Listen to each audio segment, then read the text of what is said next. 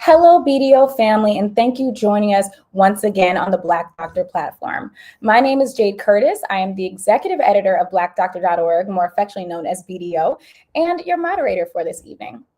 I want to welcome everyone to today's important and empowering conversation on cervical cancer and HPV.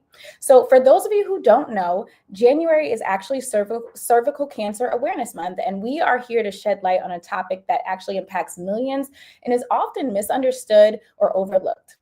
Cervical cancer is one of the most preventable and treatable forms of cancer when detected early, and yet it still continues to disproportionately affect Black women. So today, we're going to discuss what cervical cancer is, the critical role of HPV in its development, and the steps that we can take to protect ourselves and our loved ones. And so that can consist of, screenings and vaccinations to breaking down the barriers and stigmas within our community. So if you are joining us this evening, please leave a comment in the chat and let us know where you are joining us from. Share this with your friends and, maybe grab a notebook and a pen and paper because we're going to learn a lot and, you should really take in all this information. So with that being said, I am happy to go ahead and introduce our esteemed panelists, starting with Dr. Amy Weiser. Hi, Dr. Amy, how are you? I'm doing great. Thanks for having me today. I'm really excited to join. Would you like for me to give a little vignette about myself? Yes, sure. Tell us all about you. Excellent. So my name's Amy Weiser. I use she, her pronouns, and I'm a family physician in Portland, Oregon. I've worked in the underserved rural community, and currently I work in the urban underserved community, primarily focusing on the LGBTQ community as well as practicing HIV medicine. And I'm a huge proponent and supporter of early HPV vaccination as well as appropriate cervical cancer screening. Wonderful. We are so happy to have you. I'm so excited to have this conversation with you, a part of it. Next that we will be bringing in is Dr. Susan Vataparampil. Hi, Dr. Susan. How are you? Oh, looks like you're on mute. That has to happen at least once, right? So thank you so much for having me. You said my name beautifully, always a great start. My name is Susan Vataparampil, and I am the Associate Center Director for Community Outreach and Engagement at Moffitt and also a researcher.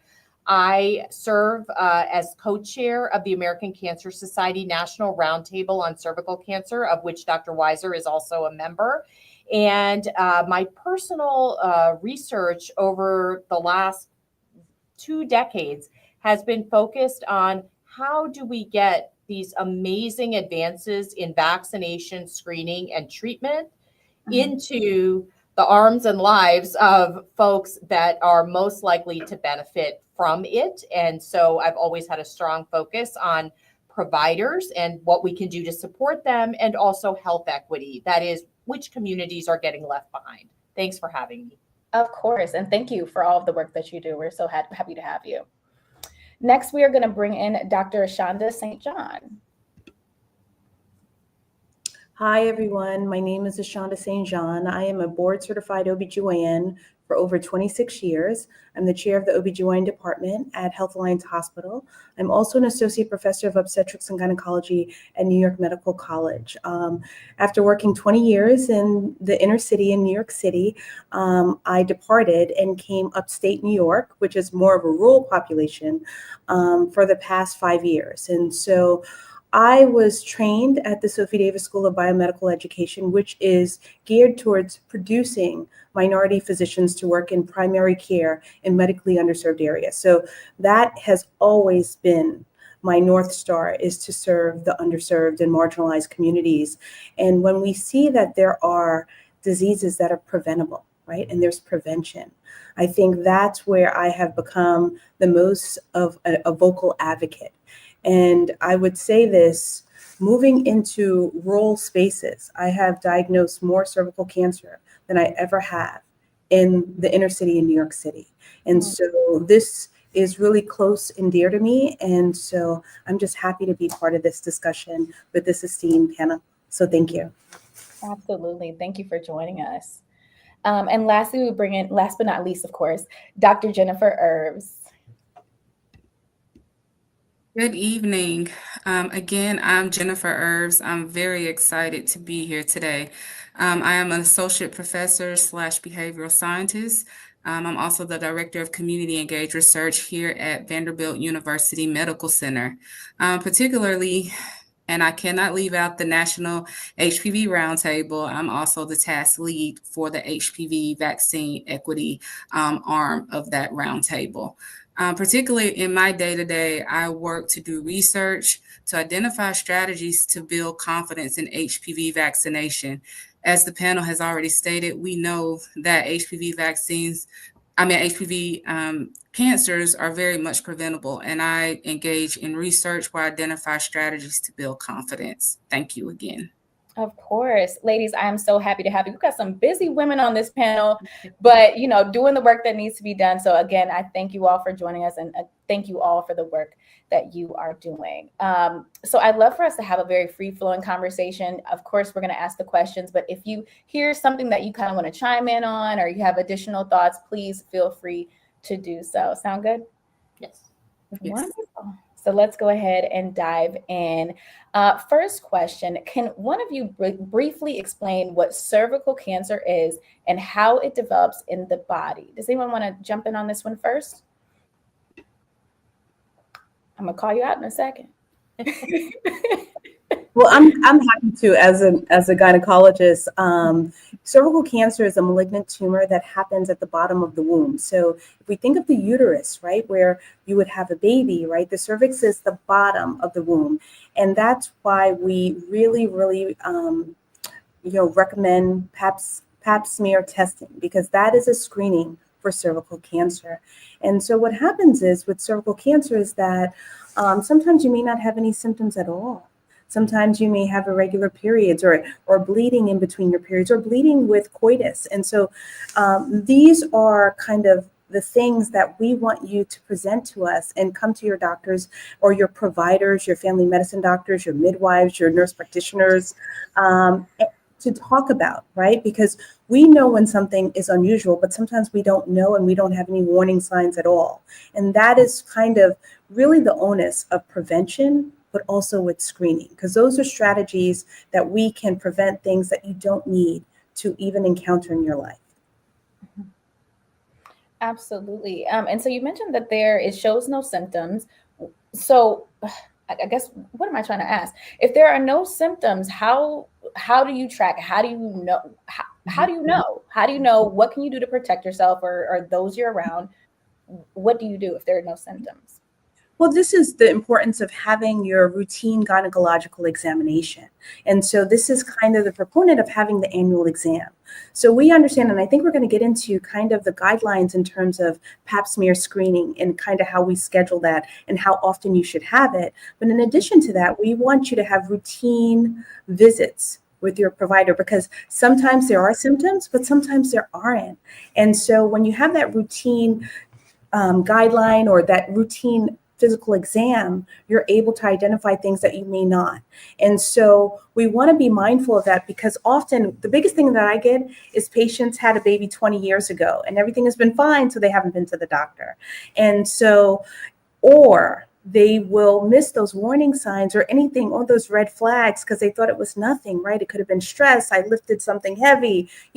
We also provide a lot of reasonings for things that may not be right, but we know our bodies, right? And so what we get you to the office, often I have patients say to me, you're going to kill me. I haven't been to the GYN in 10 years. And I say, no, because you're here today. So we're not thinking about yesterday, you're here today. And that takes a lot of bravery, because coming to that exam, that's the most invasive, not so personal. There's no other office where you have to completely get disrobed and see your provider. So again, we have to give our patients their accolades for making it in the door, and then making sure that they're treated with such respect and humility that they will return as well. Absolutely. Thank you for that response. And so we also know that our conversation is about HPV. So what role does HPV play in the development of cervical cancer, and why is early detection crucial? Dr. Amy, can you tackle that one? I would love to. So cervical cancer really, as far as the etiology or how this occurs it's really related to HPV. And HPV is a very common sexually transmitted infection. We think about HPV a little bit differently than we would say maybe gonorrhea or chlamydia, because HPV in and of itself doesn't have any signs or symptoms. And it's hard to track as to where you may have gotten it from or how long you may have had it. But HPV is definitely a causal factor, though not the only necessary factor, in the development of precancerous changes. And if not found and diagnosed and treated, it will turn into cervical cancer. One of the great things is that we have the secondary prevention of cancer, which are cervical cancer screening. So primary prevention, HPV vaccination, secondary prevention, cervical cancer screening. And really, it is, I think, the only cancer where we have several layers of prevention that are easy to come by, that are mainstream in medical settings, and really can be life-saving and life-changing. Absolutely. And so you mentioned some of the screenings. What are those recommended screening guidelines or for cervical cancer? And then at what age should you start thinking about it for your daughter, or is that something that you do more as an adult, Dr. Susan? Yeah, sure. I'll start, and then please, anyone else, jump in sort of from your perspective or your practice. So there are different organizations have different guidelines. So I'll try to kind of hit the highlights of sort of what the general recommendation is. One of the biggest organizations in the U.S. that provides guidelines is what's called the U.S. Preventive Services Task Force. And so those are folks that bring together experts to help look at the data, the science of what we know, to talk about what makes the most sense for the population overall. And as Dr. Ashanda mentioned, the population overall is overall, but there may be individual circumstances. And so I want to kind of balance, that information as well. So the U.S. Preventive Services Task Force recommends cervical cancer screening every 3 years with what's called cervical cytology alone for women ages 21 to 29. And then for those that are ages 30 to 65, there's kind of a different series of options. And here's where really having that relationship with your provider and having those discussions is really important for what do they feel most comfortable with? What do you feel most comfortable with? But some of the options are screening every 3 years with what's called cervical cytology alone, or every 5 years with human papillomavirus testing alone. Cervical cancer and other HPV-related cancers are unique in that we actually know, what is the thing that is causing the cancer. In many other circumstances, that isn't the case, and we can't test for one specific thing.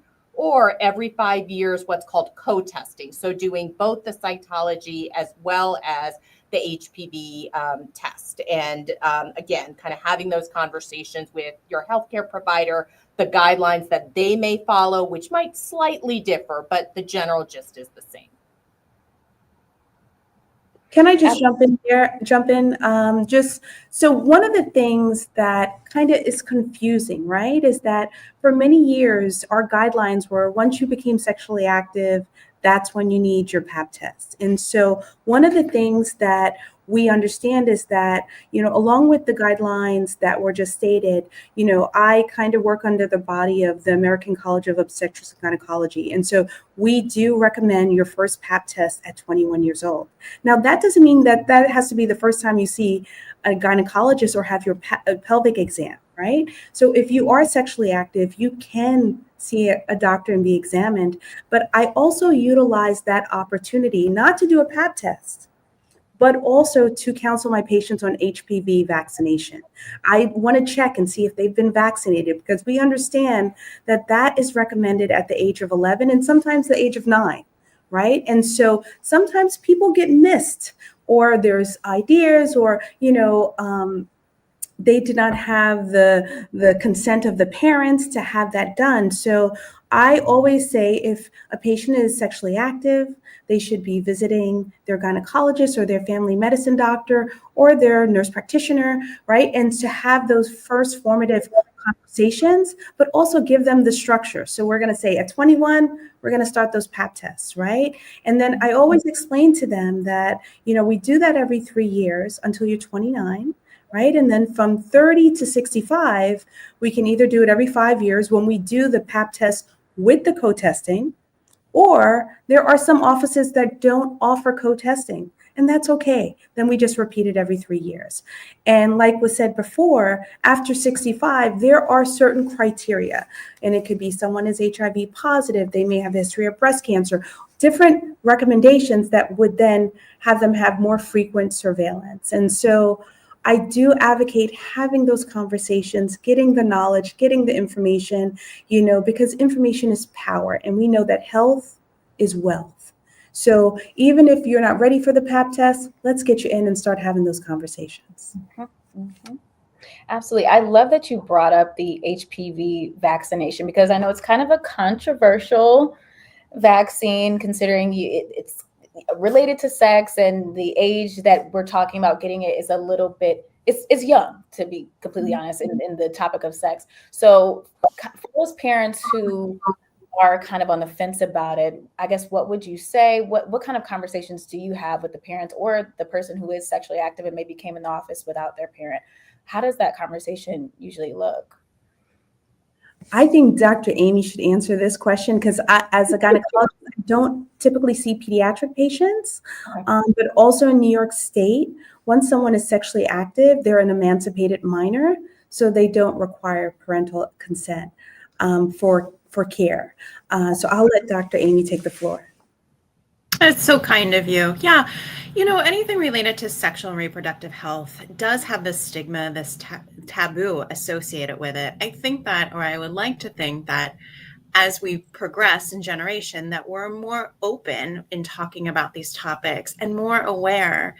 Listening to the conversation that Susan and Dr. Ashanda had, things are confusing and they change over time. And it's important to know that, what maybe was recommended when I was a teen or in my early 20s is not recommended now. And so I like to use that as a starting point for any conversations, right?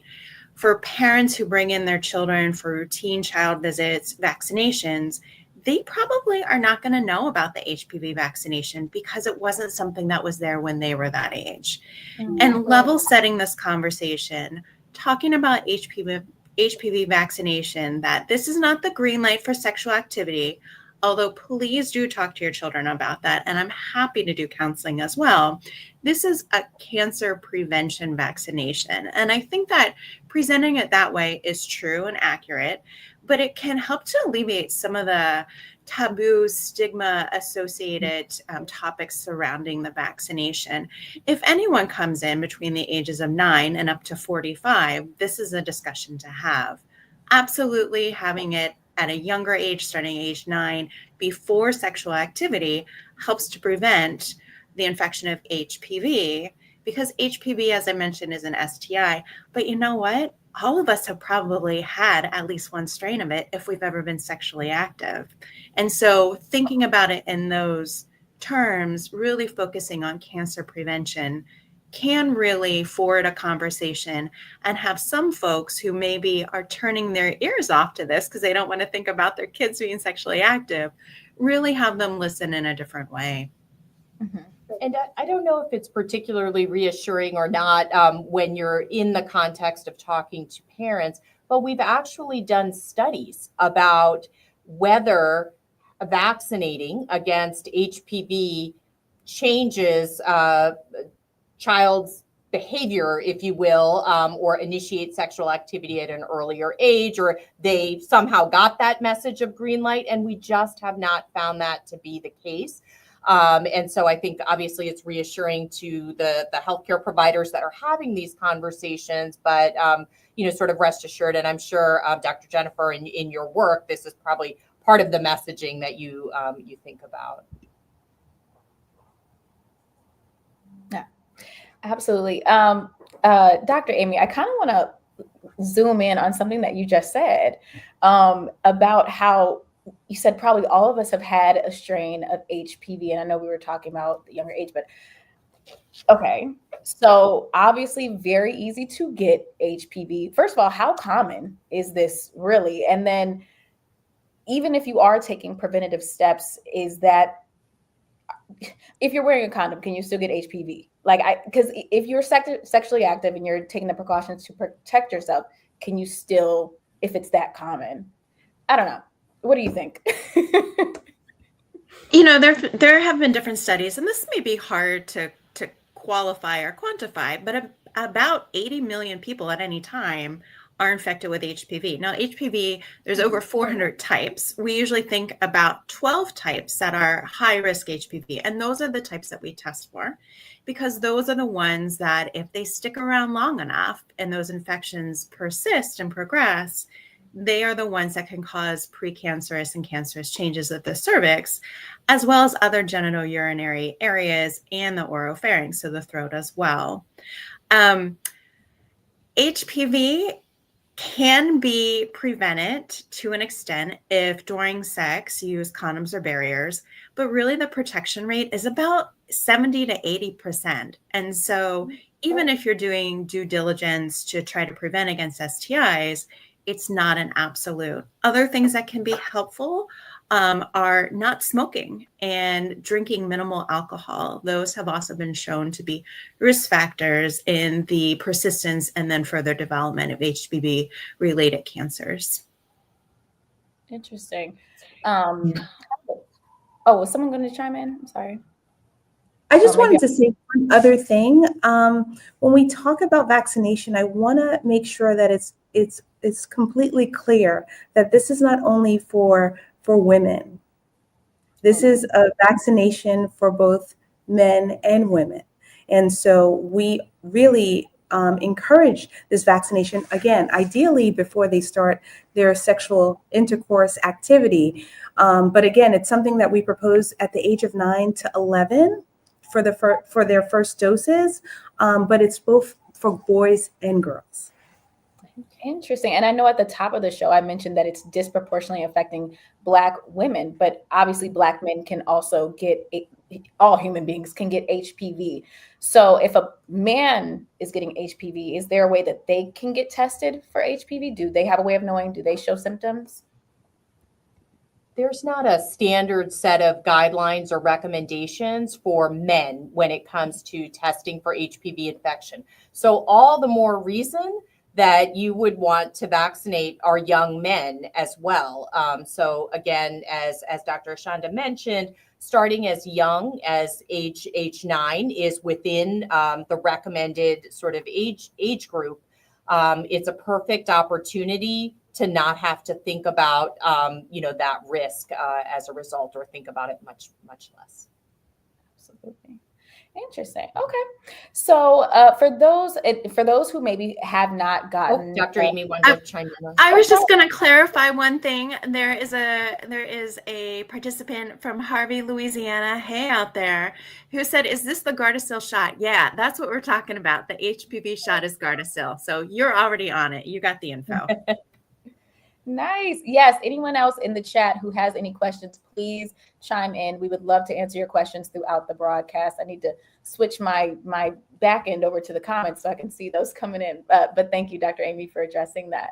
And Jade, may I add one more thing about, we've been talking about vaccinating and vaccinating early for a variety of reasons, but one that may appeal to parents and to kids is that if you vaccinate before the age of 15, you only need 2 doses of the HPV vaccine versus 3 doses if you're vaccinating at later ages. So everybody would take one less shot in the arm if they can swing it. So nice. And so is the HPV? Oh, sorry. Go ahead, Dr. Ashanda. No, I was just gonna, on a personal note, I remember, and this is over 28 years ago, when I was in medical school, they were still coming up with this vaccine. And I was just like, why can't they figure it out now? I want it now. I never want to have cervical cancer. And I'm going to tell you, when it finally came out, it was only for people stopping at the age of 26. And I had was I just 26? I might have been a little older, but I really wanted this vaccination because I understood how this is a game changer, right? How do you eradicate your possibility of getting cervical cancer? You know, one of the kind of the bedrocks of what we do as gynecologists is we do pap tests, right? Because Dr. Papanikolaou came out with this screening for cervical cancer. We do not always have screenings for every cancer. You know, I can name several gynecologic cancers, such as ovarian cancer, where we don't have screening. And so for us to have this opportunity, not only to have a screening test, but have a preventative measure in terms of vaccine. You know, I was enormously happy when the FDA approved the Gardasil vaccine to be extended to the age of 45. And so I do have these conversations with a lot of my midlife patients who, again, they're past the time when they could have got it when they were young because it didn't exist, but they're still under the age of 45 and they still can get it. And so we understand that, you know, with these different dating applications with Hinge and Tinder and all those things, our patients are sexually active, right? And so how can we help them not only protect themselves against a future cancer, right? But we can essentially save their lives. And, you know, like I said, in someone who has been practicing as long as I have, and if I told you the amount of people, I have not diagnosed many cervical cancers because, again, we don't see it that often in this country because of the screening, because of the preventative measure. But what we're seeing is that we have healthcare deserts throughout the country. And so people are not having the access and the availability to see or seek out their needs for their women's health needs or gynecological exams or their pap screening. And so I am passionate about this because when I first moved upstate New York, I had this young Black woman, 41 years old, hadn't had a pap since her last baby was born, and that was 15 years prior. And I knew immediately when I did the test that it was going to be abnormal.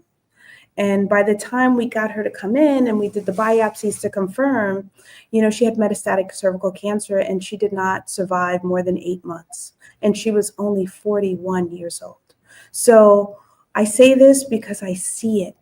And, you know, I think that when we think of prevention and we think about screening, you know, it should hit us all close to home because we want all of our loved ones to be healthy. Absolutely. And, you know, that was going to lead into my next question. While we've talked a lot about prevention, and some people do receive, you know, a positive diagnosis for HPV or cervical screening results. So even though we've heard that unfortunate story just now, what are those next steps in care? What does follow-up look like from there? Dr. Jen, do you want to jump in? Dr. Jennifer, excuse me. Yes, I'm here. I'm primarily HPV vaccine confidence, but yes, when you think about next steps, you have an abnormal test. We know people sometimes can be fearful. What does that mean? But talk with your doctor. Typically, they may do a colposcopy to see where we are with abnormality. Also, they'll do a biopsy to see where you are in terms of stage, where, you know, how do you fare when it comes to diagnosis?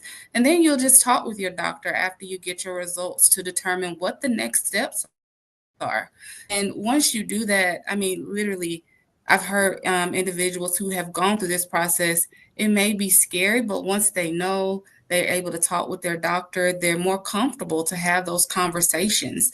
And sometimes, in thinking about that with fear that we hear a lot of, sometimes it may not be as bad as we may think it may be when we actually go through this process. But when you detect early, then you can get better outcomes. And we know that. That's why those yearly, now 3-year exams or 5 years, if you do the HPV test, is so critical so that early detection, you can have the best outcome. Absolutely. And so for those who, you know, I heard about a syndrome called white coat syndrome. And it's this fear that, you know, you go to the doctor's office and you hear bad news and it can actually affect kind of your numbers, right? That can affect your, oh my gosh, the word is slipping my mind. But like your blood There we go. pressure. When they put the blow up thing on your arm, you know what I'm talking about. And so I think this kind of relates to those who, if you hear that you have abnormal cells, it can kind of make people want to run away and say, okay, I don't want to hear anything else. So what are some of those risks of delaying care? Like, why is it important to make sure you go to those follow-up appointments and not delay your care? I mean, in a very simple way, and please add, getting rid of those abnormal cells is possible and doable, which means then you don't get cancer. And so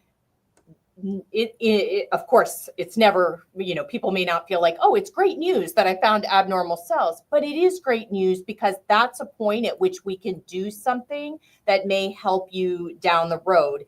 But with any cancer, whether it's cervical cancer or any others, if there's an opportunity to nip it in the bud, so to speak, it really makes a difference in terms of your treatment options, the toll that it takes on you and your body. And so, from a passion perspective, this is one of mine of, how do we make sure, reassure, navigate, support women so that they understand, the potential of timing being so critical. And, I love to think that our healthcare professionals, people go into it for the right reason, which is where they wanted to help people. And so that's what they're there for. Don't be scared. I wish, Amy and Ashonda were close by. I would go to them. We have a lot of wonderful healthcare professionals. Yeah. I think I'm just going to chime in. I think that it's extremely difficult ever to hear that something is abnormal. And I think now we have My Chart, we can get the results on our phone. And so what happens is sometimes the patients have the results before they talk to us. And guess what? The scariest thing in the world is find out that you're not normal. All right. And so then having, and this is why I always say, and I always start with, you were brave to be here, because it's not easy. So white coat hypertension is very true. I do not even wear white coat in my office. Now, I do have embroidered scrubs because no one ever thinks I'm the doctor, but that's a whole nother discussion. But I do not wear white coat specifically because of that. And I think that when we kind of understand, like, there's so many dynamics happening. And again, My Chart was a great thing, but it's a scary thing. And so what I try to do is break down what are the next steps, what can we do? Often I see patients who had an abnormal result and then just disappeared. I didn't like how the doctor spoke to me. I was scared. I don't think they were going to be kind. Or we have to kind of also talk about social determinants of health, right? Their insurance may not have covered it. There was a copay. Or if they're in deserts, I could not find a doctor who does colposcopy. And we kind of briefly talked about it, but that is just using a microscope to take a look at the cervix and then possibly biopsying areas that look abnormal through the microscope. So this is something you may not be able to see with the normal eye, but a microscope would enhance it. And so there are so many dynamics at play. And so kind of understanding that, have an appreciation for that. And again, I am so thankful when my patients come, because if I had all those things against me, I don't know if I would show up as well, right? And so understanding that there are different treatments, I love the day when I say, oh, there's nothing to do, we'll just see you in a year. Those are the best things, right? And patients love that because they have peace of mind. But again, we always fear the unknown. And if we don't know, we don't know. And so we have to always think and put ourselves in our patients' shoes. And that's the way I look at it, because if I didn't know something, I would be scared as well. So kind of walking our patients through those steps, that is the one that takes care, tender, loving care, and we want to be delicate because these are delicate matters. Having these exams are not comfortable. I can tell you, when I first moved upstate and I started my first day of seeing patients, they didn't have a small speculum. And I was like, well, no.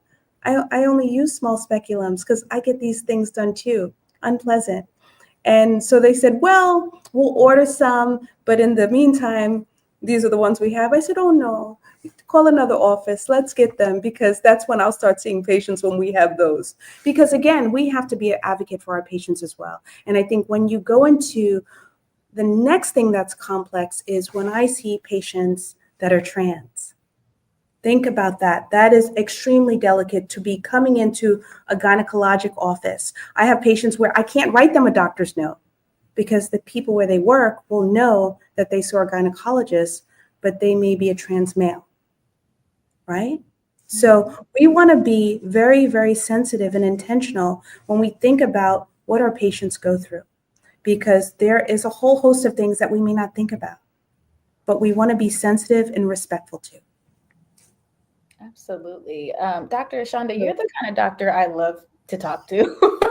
I'm feeling warm and bubbly through a computer screen. And I love, I'm so excited for your patients. I wish I was in New York to come be in your office. I love experiences like that and hearing doctors communicate in that way and advocate, for their patients. So again, thank you all for what you do, but thank you for doing that and looking out for women. That's incredible.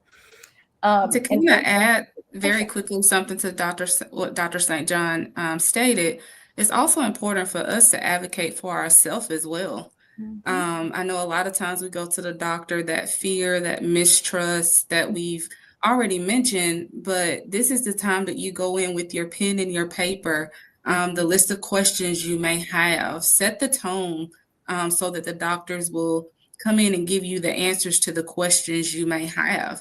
If you also have family or friends who are in the healthcare profession, take advantage of them as well so they can help you navigate the system to ask the right questions or get the proper care that you need. I know a lot of times when we have diagnosis in our community, we become hush about it. We don't want to talk about it, but now is the time to talk.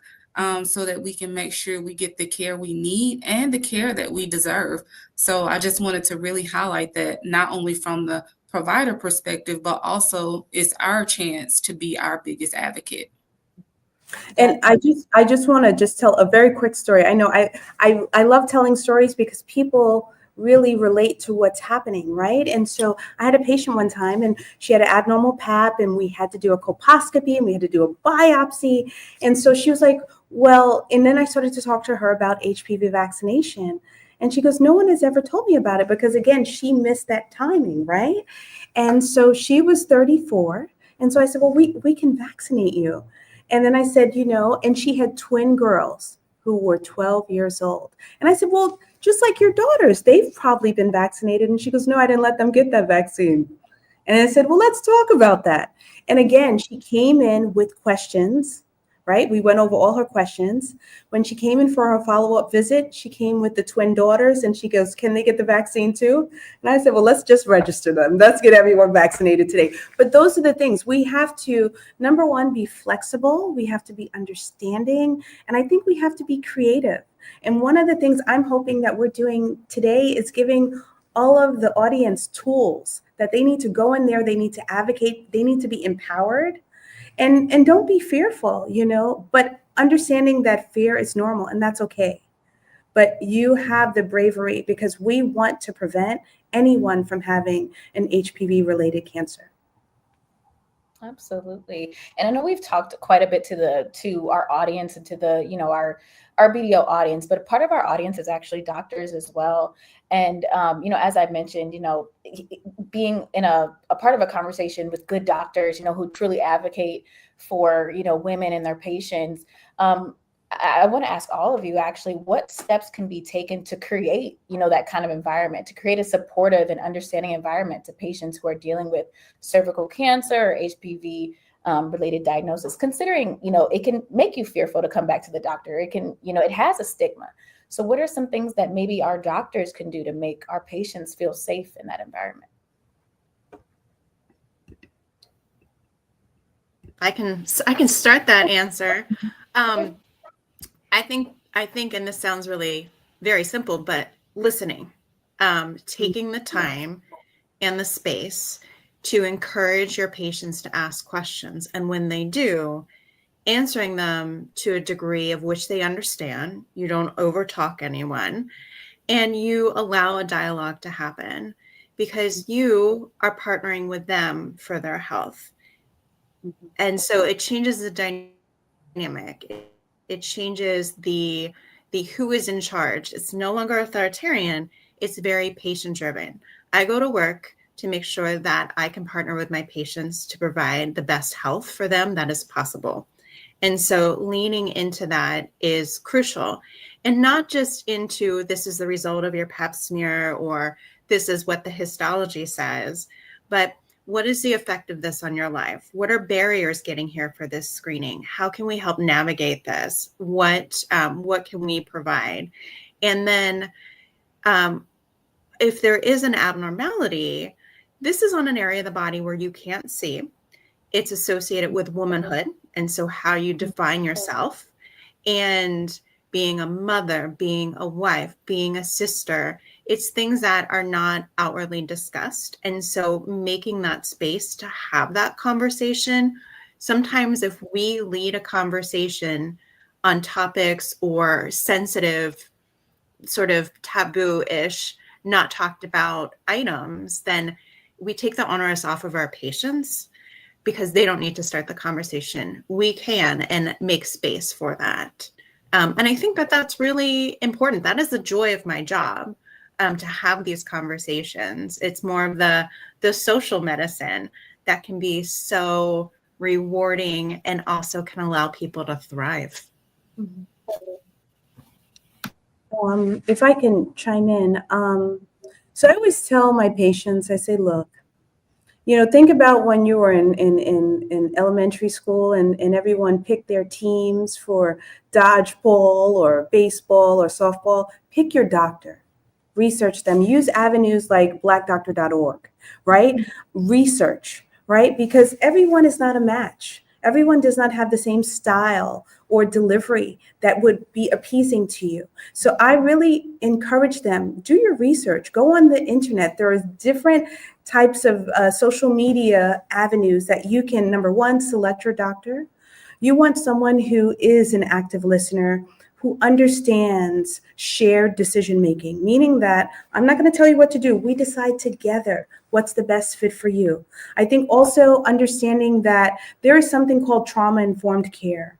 There are historical examples of where Black and Brown people have had medical mistrust. And sometimes that is the reasoning why they don't want to go in. They don't trust the doctors, right? Or the medical providers. How can we take that in, right? One of the biggest kind of transformative practices that I've been able to do is telemedicine, because we all know that there are time constrictions in terms of how long I can spend with you, right? But if you have those questions down, we can now have another telemedicine visit where you can be in the comfort of your home and we can just talk. And we can make sure that we arrive at the answers that are pleasing and receiving to you. So I think that medicine at this point should be one where it should be patient-centered. The patient is on the pedestal. You decide, am I worthy enough to treat you? Because I went into this to be of service to others. And we want to make sure that you receive the service that you deserve, full of respect, and empathy, and compassion, and humility. I think that for a long time, many people, and especially people of color, did not want to go to the doctor. We don't trust what they're saying, right? We know about the Tuskegee experiment. We know about Henrietta Lacks. We know about Fannie Lou Hamer, right? We know what happened with Mississippi appendectomies. And so there is a vulnerability that happens, but also there is the feeling that I don't think I'm going to get the proper treatment. And so I say, research your doctor, select your team, come in with support. You know how many times my patient will be like, well, my mom had this question. I'm like, FaceTime her. Let's see mama. Let's see how everybody's doing. Let's bring them all to the party. Because again, that gives them peace of mind. And so these are creative tools and creative measures, but I feel that our patients are worth it. And so we should go that extra distance and that extra mile because they deserve it. just to add to, I think what both of you are saying in terms of the doctor creating or setting a tone for how patients should be treated, how we should interact with patients. One of the things that we've learned from HPV vaccination space in pediatric practices is that means from a physician provider perspective that the expectation is that the entire team behaves that way, sets that tone, and we think about it as sort of same way across the entire team. So that's everybody from the person who's checking you in at the front desk to the MA to anyone that you're interfacing with, because that's really the parts of the experience that sometimes are the turn off or, maybe make people feel less welcome. And so we talk about things like, really a same team approach. If the pediatrician is recommending HPV vaccination and a parent says to the medical assistant or the nurse, what do you think? One would hope that that whole conversation happened beforehand as a team to say, this is our stance, this is our approach, because you don't want to sort of undo, what maybe the provider is doing inadvertently by not making sure that everybody is on the same page. And then I just can't let go of, from a research perspective, the power of provider recommendation.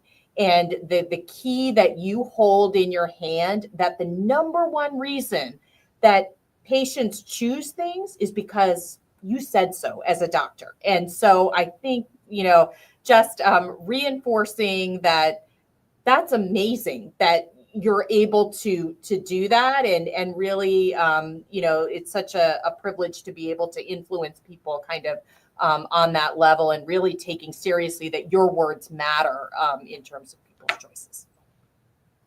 And to kind of add to that, not just from the perspective of a recommendation, just being able to have that discussion as well when parents still may have questions around the vaccine. We know that a lot of parents sometimes after a recommendation will not go ahead because they still have concerns, or they feel like their questions have not been adequately answered. So, and we know in those visits, times may be short. So we have to be creative and figure out how can we introduce messaging around the vaccine if we don't have the time in clinic. Is it that we have a handout available? Is it that we give pre-visit information? And even some work that I've just completed, we're finding that some parents, even after that first dose, that education may still have to continue, because what if it was a reaction that they perceived linked to the vaccine? We have to be ready to answer those questions, especially if we want them to complete the vaccine series, which we know is very critical to get the most protection. And so I say that to say, overall, we need one message to get out to parents, simply because parents are comparing messages. I hear in my studies, well, my doctor said this, well, my doctor said that. And it creates confusion, hesitancy. And then also we need to have strategies when we can't fully educate in that visit how parents that need that additional information. So we need to start strategizing in those efforts moving forward. Absolutely. And to our doctors and to our viewers, always feel free to come to blackdoctor.org. We've got content on HPV. We're doing Facebook Lives with the experts, so you can hear it directly from the experts, from the doctors, to give you, the best information, the most accurate and the most relevant information. So feel free to utilize BDO as a resource. Really quickly, we got a couple questions from the audience. Kay said, my friend and I had a discussion on HPV 2 weeks ago about the vaccine. Will they ever have the vaccine for people who are 50 and up? Any thoughts, anyone? Do we know? We don't know yet. Currently not part of the recommended group. There may be studies ongoing, but currently not part of the recommended group. Gotcha. And then she also asked, can a person with HPV get the vaccine even if it's dormant to prevent cervical cancer? Yes. Yes. Okay. Yes, you can. Yeah. And if it's not dormant, is it then too late? It's never too late. Even I have patients who have abnormal PAPs who I'm doing colposcopies on. There's several recommendations. One is HPV vaccination if they're not already vaccinated, and also smoking cessation. You want them to stop smoking. So these are ways that they can help themselves. And so we want to always advocate that. I just wanted to say about 50 and up, we can be hopeful, right? Because for a long time, it was only up to 26, and now it's up to 45. So I still think that we should be hopeful that it will increase in age as well. But I think that if we proceed, we have to proceed safely. And so we have to have the evidence behind that before we extend the recommendation. Absolutely. And I actually meant to ask you this earlier when we talked about, I know when it initially came out, I remember when it initially came out, and it had that age stop. And I think you could still get, at some point, you could still get it above the age of 26, but it wasn't covered by your insurance, I believe. So That's is exactly. it now covered by your insurance all the way up, or is it still not? So it's covered by your insurance all the way up to 45. Nice. Okay. Yeah. Awesome. Fantastic. Okay. And we had another question from Gabby. How accepting have parents of Black and Brown children been of the HPV vaccine? Dr. Jennifer, what do you think? So when we look at the rates in terms of initiation, we see that African Americans and Latino children are very much leading in that area, doing very well in terms of initiation. However, when we look at completion, we have some areas where we could improve in terms of uptake. Now, whether that could be from confidence or having concerns, but we also know there can be some logistical issues when you think about coming back, multiple visits. That's why when we go back to a comment we heard earlier, the earlier we get the vaccine, you have two doses versus 3, which could really help in that area. And we would say and highlight that there are studies being done for a 1-dose vaccine. So we're following that as researchers. But yes, so in terms of the vaccine, we're doing well. We just have to make sure we get our children back in to complete that dose and follow up with parents, figure out what's going on, send out reminders to make sure parents are aware that the vaccine is due. Constantly, I hear in my studies, I didn't even remember I was supposed to come back, or I didn't know I had a second dose. The doctor did not communicate that to me. I didn't know I had a third dose. So it's very critical to keep that open communication with parents about the vaccine. And then in terms of the rest, just very much being diligent, constantly educating. We know a lot of times we hear that parents just aren't aware about HPV and the vaccine. Many times we're hearing our parents are not getting a recommendation around this vaccine. So it's so critical that we continue to advocate, give a recommendation so that they can make an informed decision. Absolutely. And we have another question from Gabby. Do you have to pay for your cervical cancer screening? And what if you don't have insurance? Mm-hmm. I think that's a great question. I think that there are many places. I know in New York, there are many free cervical cancer screening locations. Sometimes you can simply Google and you'll find, but there are many opportunities to get free cancer screenings. We also, during the month of January, we have a mobile unit that goes throughout the state and we provide free cancer screenings. And so I think that with a little bit of research, we can make sure that we can, find out those locations to have free cervical cancer screenings. I just wanted to just put in a quick kind of pearl that I use with my young ones is everyone has an iPhone or a smartphone or a smart device, and it's glued to the hand. Sometimes it's ringing while I'm seeing the patients. So I have them put a reminder in. Mm-hmm. In 2 months, you need the next dose. In 4 months from that, you need the next dose. And, that is very well received. They love, the technology. And I think we have to move towards that. And one of the biggest challenges I face is, misinformation or, having, Dr. Google, Dr. TikTok, and Dr. Instagram, And so that's why I lead with the evidence, information, and, they used to love handouts, but that's not kind of the thing anymore. But we have to also talk about what we can do to adapt, right? To what is the nuance now. I'm of the age when there was no electronic medical and we wrote hand notes. That's not the time anymore. But I think you can be creative and make sure that it's time appropriate, age appropriate. But also, I think we have a lot of savvy young adults and, they want to do the right thing. And so sometimes they're just really craving that information and we want to provide it for them. Yeah. I can chime in. I know I'm plugging BDO, but if the handouts aren't working, the resource, like you said, the phone is right there. BDO is compatible on desktop and your mobile. But yeah, feel free to screenshot our site, bookmark things. We have the information there for you. You can learn how to advocate for yourself in the doctor's office. So you don't have to, go in and not know or not know how to be an active participant in your health. So unfortunately, I've loved this conversation, but unfortunately, we are winding down on our time. Ladies, I want to thank you so much for joining me today.